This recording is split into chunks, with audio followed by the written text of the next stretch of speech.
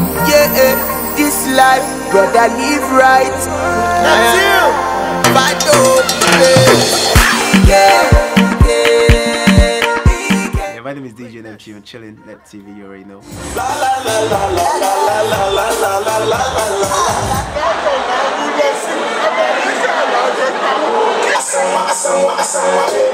Yeah. So first things first, I mean, what's the discourse on ground now is the new album. Greatness. Yes, album. yes. I mean, what does it mean? What does greatness mean to you? To me, greatness basically means to be great at what you do. I'm a disc jockey, I'm a DJ, entertainer. I want to be the greatest. I mean, 17 years down the line and I'm still here. So that means I'm already headed for my greatness. So I urge you to be great at what you do. I mean, how were you able to replicate that idea in the album? By making sure the collaborations were key, the production was on point, content, I mean, if not 10 over 10, but at least 7, 6 over 10, you know, and in terms of the selection of the track as well. So basically every track on the album Greatness, if you agree with me, are great songs, great sound, great artists, great collaboration. So sum it all, you get greatness. I mean, let's touch on the first track on the album, which was the one you had with MI and Jags. Jesse Jags. I mean, so how did that collaboration come about? I saw track 1 on the album, Blood and Fire, MI, Jesse Jags, and myself. I've always wanted to work with both guys, the Abaga brothers, because aside from the fact that the fans love them when they're on the record together, they know how to make good hip-hop tracks. You know, Jesse Jags is extremely talented, you will agree with me. Same with MI as well. You know, so I linked up with Jesse first. We actually recorded his parts and his verse like, what, 3 years ago? You know, and it still sounds like we recorded last week. You know, that's how good Jesse is, let me use that word. And I had to wait for MI, you know, chased him, busy. Yeah, I was busy as well, you know, so, but late last year, I think MI dropped his album this year. That was when, yeah, we spoke and like, Neptune, I know I've wasted time on this project, so let's do it. You need to understand I've been trying to put mine together as well. So, boom, got into the studio and laid his verse, amazing, and like, yeah, finally. I mean, so let's talk about Jesse Jags for a minute. Yeah. I mean, you know how it is known that Jesse is one of the greatest MCs, you know, but he has, I mean, do you think Jesse Jags has fallen off with his presence in the industry? I don't think Jesse has fallen off, you know, because we can't use that word falling off. You don't know what he's up to. You don't know if he's cooking some mad vibes. Because before I dropped this album, I mean, I've got him was like, oh, Neptune, when are you going to drop an album? Don't you think you're right for an album? But now the album is out and everybody is enjoying it, you know. So that took me like, what, 4 years. So we don't know what Jesse is cooking. And you know, Jesse is a bad guy. We can go to bed tonight and wake up tomorrow and Jesse is everywhere. So I wouldn't use that word falling off. So let's just say Jesse is busy working and let's wait and see what comes out from that camp. I mean, so generally you're a hip-hop person. Yes. What do you think of the state of hip-hop in Nigeria? And I would refer to the J. Cole concert because you were there. Yeah, I was. I mean, you saw how massive it was. It was. And what do you think is the situation with Nigerian hip-hop? If Nigerians would turn up in mass for a J. Cole, yeah, and they were singing to J. Cole's songs words for words, an album that was barely 7 days, yeah, what do you think is the situation with the support that local artists get? There are different factors to it. You know, if with music, it's a business regardless, you know, because you pay for studio section, you mix and master, you shoot videos, you want to promote, you're still spending money, you know. We have the hip-hop fans in this country, let's not lie, you know, but I feel, I don't know how to place it. It's either the hip-hop fans are not they are not loyal enough to the hip-hop artists, in the sense that, yes, I know MI is a hip-hop artist. I'm a core MI fan. I'm not going to be a core MI fan and then a Davido fan. And then you now start expecting MI to make Davido kind of record. You know, so I think that factor is there. And then again, I think as an artist and as an hip-hop artist, or in general as an artist, you're making music to make money. You know, as an hip-hop artist, you might not make that much money as a pop artist, because obviously that's music for everybody. But if you have your core fans that are being loyal to you, if you put out the money and if you put out the record rather, and they go out and buy the music, you put a small show, even if it's 500 of them that comes, and then they pay to get in, you know you're making money, as compared to you doing hip hop for the love, the money is not coming in, you're getting frustrated. Okay, should I start making popular music? And then you now find yourself trying to make Wizkid kind of song, Davido kind of songs. So I feel there's been that confusion. Then the fans that are loyal to hip hop records now don't know. Okay, it seems this guy is setting up, but in the first place you were not really loyal to him. He's putting out the records. You're not buying it the right way. You're not going to his shows. Even promoters, agencies are also not helping matters. But then I will understand if I have a brand and I'm trying to appeal to a wider audience, I'll go for the pop artist as compared to the hip hop artist. But then, I mean, J. Cole was a Nigerian, everybody was out. So I really don't know what the problem is, but I mean, I hope one day we get to solve this. It's really hard to resolve. Yeah. I mean, it also brings me back to a statement MI had made, I think it was last year. He said that rappers release songs that are not up to par lyrically because of the fans.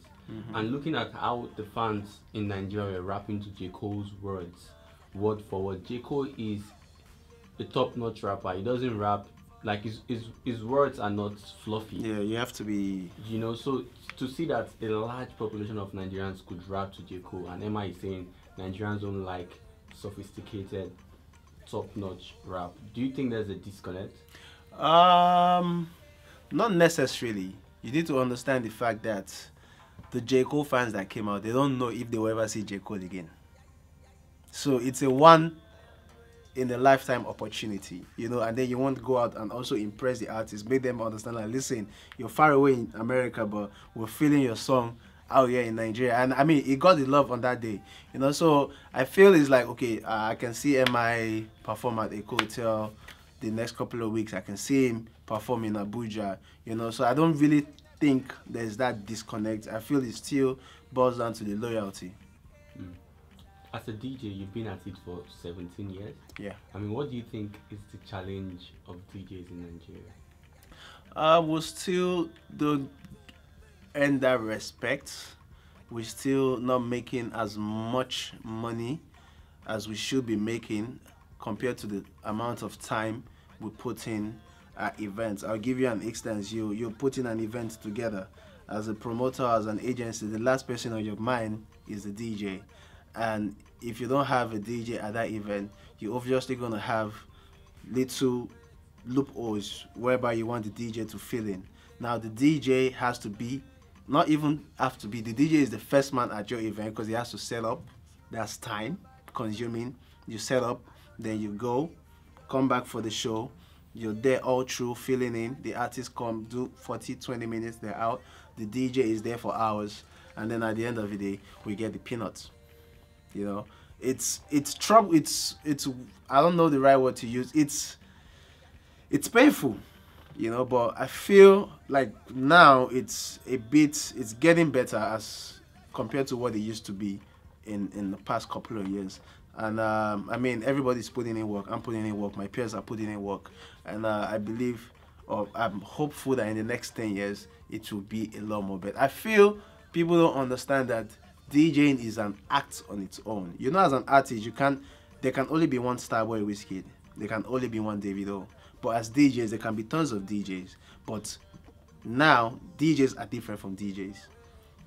DJing is beyond mixing music. I need to study the crowd. I need to understand what you want me to play. Not everybody on the dance floor is going to walk up to me and say, give me Davido Assurance. Give me one they call Talking La. But from your body reaction, I could tell what you want.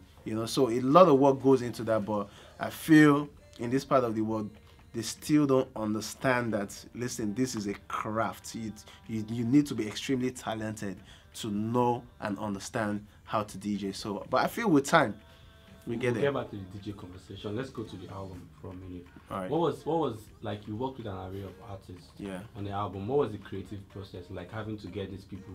Most of them could be busy, trying to get people to create a sound that you really want. Yeah, I mean, for me, I made sure I took my time. I wasn't rushing. I wasn't in a hurry. I wasn't trying to put myself under pressure with the response from the fans saying, "Oh, listen, give us an album. You'll be putting out beautiful singles. It's time for you to drop an album."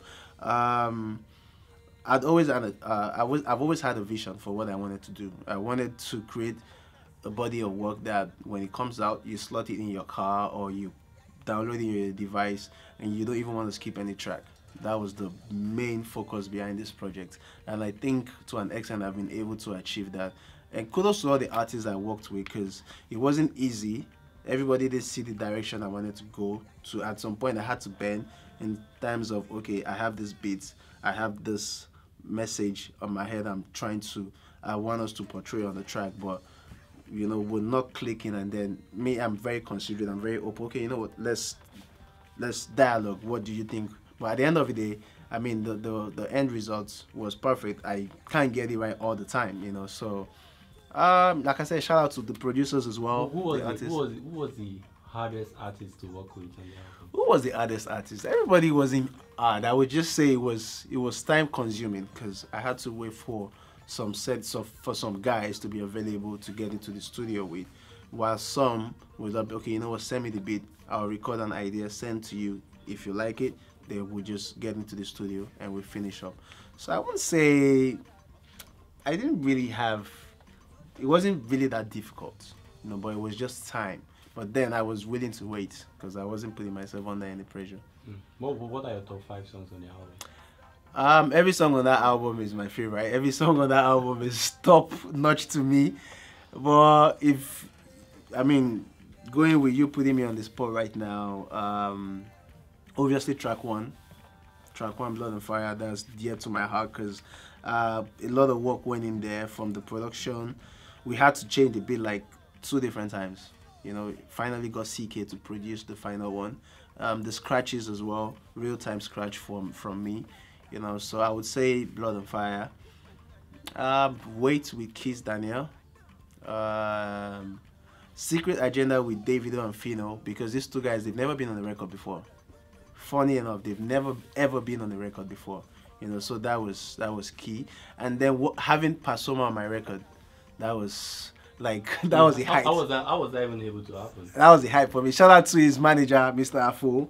I hit him up. I think he's still in Canada. And funny enough, I've had that discussion with him okay, I started working on this album 2014, and that was when I had the discussion with him. I don't know what song it's gonna be, but I want to have Pasoma on my album, because the vision was to have the hip hop fans, the pop fans, the Fuji fans, the vibey kind of fans, and then the R&B dancehall with what we did with Patriarchy and Efia. So, irrespective of whatever music you love, there's something for you on the album, So that was the vision. So I spoke to Mr. Afo, and they were like, don't worry, I'll speak to Baba, And then he got back to me and said, oh, Baba said he likes you, you're a cool guy, that whenever you're ready, just let us know. And then when we were ready, I drove down to his office somewhere in Ikeja with the engineer Mila Mix.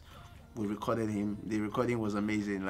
I was right there watching him, literally wrote everything. He was like, okay, you know what, explain what the chorus was, what Small Doctor was saying, so because I want to make sure we're all in line together, So that was cool. He wrote his verse, we recorded there, and boom. Yeah, so that track, so I mentioned 3 tracks now. In a way, Patriarchy and Efia, that's an amazing record as well. And then I would say My World with Malik Berry. I love every song on that album, don't get me wrong, but these records, I connect with them on a more personal level. You've just touched on working with Pasuma, and you explained how you guys were in the studio, you wrote the song, and he wrote this verse.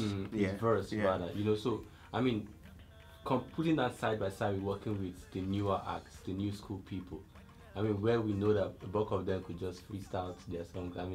How would you describe the experience working with a Pasuma and working with a new school person? And what do you think new school people can learn from a Pasuma in terms of music making? You see, there's different level of talent You know, some are very good at delivering from the top of their head, while some are very extremely good with writing. You know, so I can't really put that factor to different experiences I had with Pasuma and the other guys I worked with. But I mean, at the end of the day, we made beautiful music. That's all that really matters.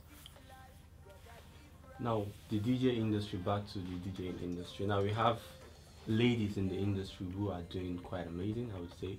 I mean, there's Lambo, Yep. there's quite an, and most recent. There's Nana, there's Cuppy, there's Exactly. I think Trisha. Cuppy is the most recent, right? Yeah. She's the most recent person on. I mean, Cuppy has been around for a while too, because I remember. I don't know if she ever remembers this. One day I buzzed me like long back, like, yo, there's this girl that really wants to go into DJing. I think then she was still in school in the UK, and then they told me Cuppy. I'm like, oh, okay, cool. And then I remember we had like few chats for a while, and then she told me like, yeah, she really want to go into this. I'm happy for where she is today, because at the end of the day, if you have a passion for something, don't sleep on it. Just push. You never know what the future holds. You know, quite a number of people have said that what drives her career is her father's love. I mean, that's something that she has addressed over the years. As a DJ, as a professional who has probably seen Cuppy play, you think Cuppy is up to par when it comes to the art of DJing? I'll be honest, I've never really been to Cuppy's event to see her play, but I've heard from a couple of people that, oh yeah, she's not as bad as the people think she is. And you need to understand something about life is you can't be the best, but the more you continue to put in work, practice, and all that, trust me, you conquer all this. She is where she is today. She's not good, she's not the best, but she's killing shows. You know, I wouldn't necessarily say because of her father, it's not her fault. You get me? It's nobody's fault. You know, but her father didn't place that passion in her. She found herself in DJing, and she picked it up and then made something out of it. So I mean, kudos to her. I'm happy where she is, regardless of whatever connection people think or saying, oh, she's not as perfect as she is. I think she's a good DJ. Let's call this the DJ Neptune tips. If a person wants to become a DJ, what are the 5 things you tell a person before starting the DJing career? Make sure you have a good knowledge of music. Learn the basics in terms of the BPM, tempo. Make sure you learn more. You go deep on transition. That's transitioning from one song to another song. That's very key, so your mix doesn't clash. And yeah, also try to learn how to mix songs that are not necessarily on the same rhythm, but most likely on the same bounce, because that way your mixing is seamless. The transition is just so smooth that nobody even notices when the next song comes in. That's 4. Oh, that's 4? Okay, and then if you really want to go crazy with like going deep into creativity, you can learn how to scratch, do beat jog, you know, juggle 2 songs together. That's just an added advantage. But if you don't, you can't kill yourself. Just do you, man. What's the last, as a wrap up, what's the biggest misconception people have about DJs? They are dropouts. They are useless people. They are nobodies. But now you find out, you see the rich kids feeling cool, like, oh yeah, I'm a DJ. You know, but I mean, it's good. I mean, for me, I started, when I started, it was more of the passion, not even the money. But I mean, it's brought me this far. So if you say I'm Raz, I'm not this, I'm still on your TV, regardless. So that's it. I think I would like to add this question, which is my last. We know how over the years, of course, the DJ and artist relationship has always been there. You know, but now with the evolution of social media, music videos, you know, we find out that a lot of DJs are now bringing artists to make records, and I don't know if it's for visibility. You know, so what do you think? Do you think that the DJ industry would be lagging behind if it wasn't for the idea of working with an artist, doing it like you just did an album? Do you think as a DJ you would be lagging behind if it wasn't the artist collaboration thing? Not necessarily. I don't think you'll be lagging behind, because if you're good at what you do, you'll be noticed worldwide. I mean, regardless of, I mean, it might be an added advantage. We're not going to take that fact away. But then as a DJ, DJs are known to have good sense of music, right? You know, so if you have a vision for a collaboration that the artist is not thinking towards to, and then you now help bring it to life, if that you like it or not, that DJ has just added value to the industry, because people are going to rock to that song, people are going to dance to it. I mean, I'll give you an instance. I just mentioned Davido and Fino. They've been in the industry for like close to 7-8 years, and they've never crossed paths. They've never been on a track together. But now you've heard what it sounds like having Fino and Davido on a track. I'll give you an instance with 123 Remix with the late Dagreen, MI, and Neptune. If I didn't make that record then, Dagreen passed away, there probably wouldn't have been any record with these three MCs. And you will agree with me that when that record came out, it was like the hardest hip-hop track. Until tomorrow, I still get response like, yo, there can never be any hip-hop track like this song. So, I mean, it's just an added advantage to the industry, to be honest. I mean, so having worked with a lot of artists, listened to a lot of songs, some that you probably never got to hear because of your inside advantage. What do you think makes a classic album or a classic song? Classic album, classic songs. You see, I'll be honest with you, not everybody has the same vision. You know, for you to be able to create a classic record or a classic album, you should have, or rather you should have, I'm looking for that right word to use. But I'll just say it this way. It's like when they cause Motion to Mo It. You will agree with me that's a classic album. And if you're going to really ask about the amount of work that went into that album, it's not a couple of months project. You know, if you're creating an album, I feel it should be something for everybody, not just for a particular set of people. So that's why I said we have different visions. So it's either you want to make a body of work that you know in a couple of years people are going to enjoy, people can still go back to it. Now that's you making classic. Same goes into music as well. Songs like African Queen. You will agree with me that every African lady sees themselves as a queen. So either young or old, they will still connect to that track. That's what makes it a classic. So at the end of the day, it's your vision. Open for that.